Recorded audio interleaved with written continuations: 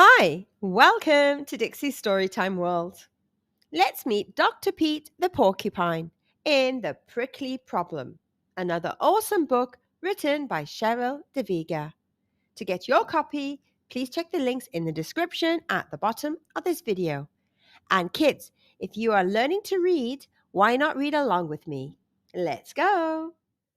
Dr. Pete the Porcupine was no ordinary doctor. He was able to mix magic potions and use them to solve prickly problems.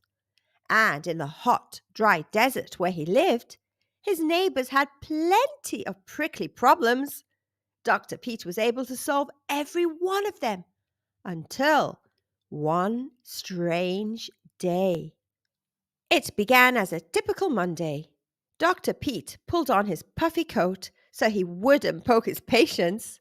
He opened his office door and smiled at the long line of neighbors who greeted him. "Who's first?" Dr. Pete asked cheerfully. Jake the snake raised his tail. "Dr. Pete, my rattler is not rattling." Jake groaned.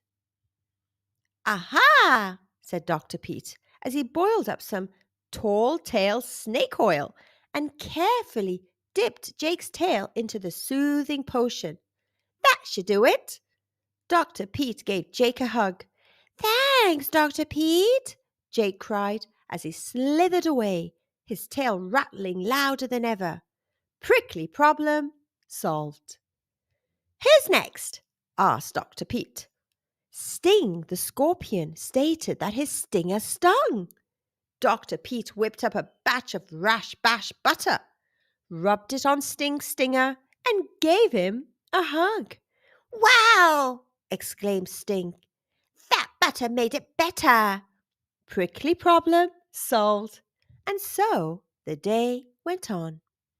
Dr. Pete smeared flim-flam jam on Rhoda, the roadrunner's sore ankle, and gave her a hug. Prickly problem solved. Liz the lizard's dry skin was treated with lizard lotion and a cuddle. Prickly problem solved. At the end of the long day, Dr. Pete hung up his puffy coat and walked out of his office. He was surprised to see his patients waiting for him outside. "Dr. Pete," said Jake, "we need your help. We have a prickly problem we can't solve without you." "Oh, guys," said Dr. Pete, "I'm so tired. What is it?" "It's Cactus Jack," Liz cried. "He's just so nasty." "Yeah, he's mean," Rhoda agreed. "Very mean," rattled Jake. "Here's the thing," explained Sting. "No one can pass him without hearing an insult. He makes us feel awful." "And we have to go past him to get to you, Dr. Pete," Liz added.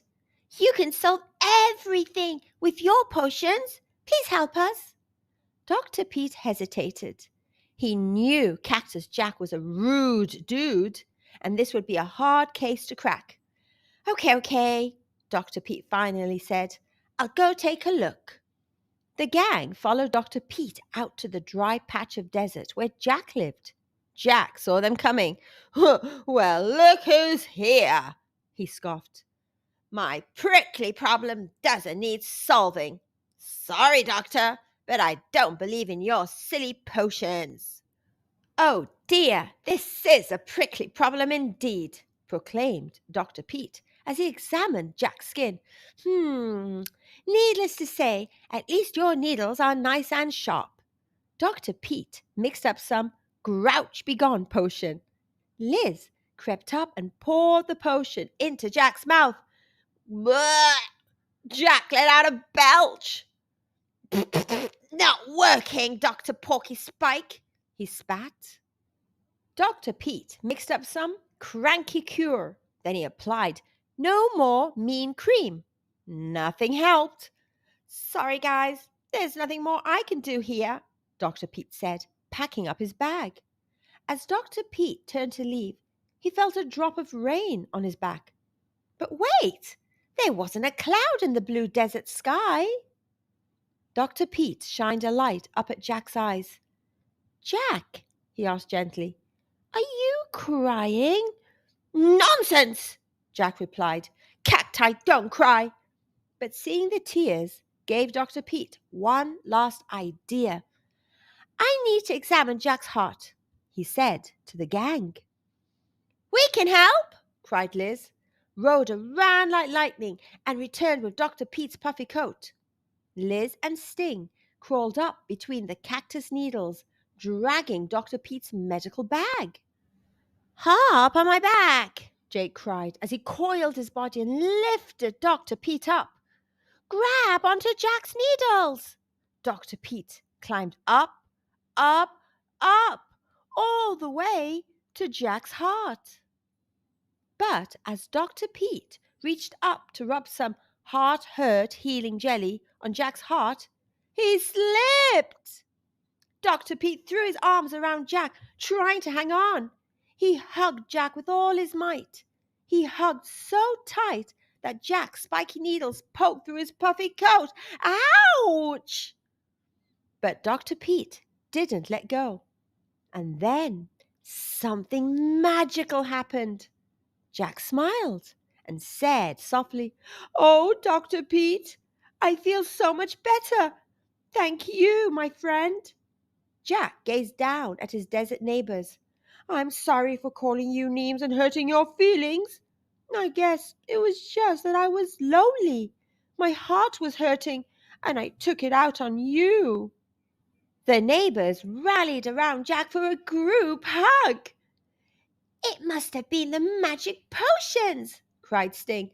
"Of course it was," the others chimed in. But deep in Jack's heart, he knew the truth. The magic wasn't in the potions. The magic was always in the hugs. Now, kids, let's learn a little bit about porcupines. A group of porcupines is called a prickle. Yep, seriously, a prickle. Maybe that's why Dr. Pete is good at solving prickly problems. Porcupines have thousands of sharp quills on their backs for protection. That's why Dr. Pete had to wear his puffy coat to protect his friends. Porcupines like to come out at night, but Dr. Pete liked the daytime as well. Baby porcupines are called porcupets. They are born with soft quills, but it only takes a few days for them to sharpen up. So be careful when you're petting a porcupet. So, kids, if you were out at night, a prickle of porcupets could poke you as they pass by. Now that would be a prickly problem. And that sounds like a tongue twister. So try and say this last part as fast as you can. I hope you enjoyed this Biff Bamboozler book. Don't forget to check out their other titles by clicking on the links in the description at the bottom of this video. And if you haven't subscribed to my channel, I would really appreciate if you can. It does help my channel grow even further. Thank you for listening and learning. And I'll see you soon in another adventure. Bye for now.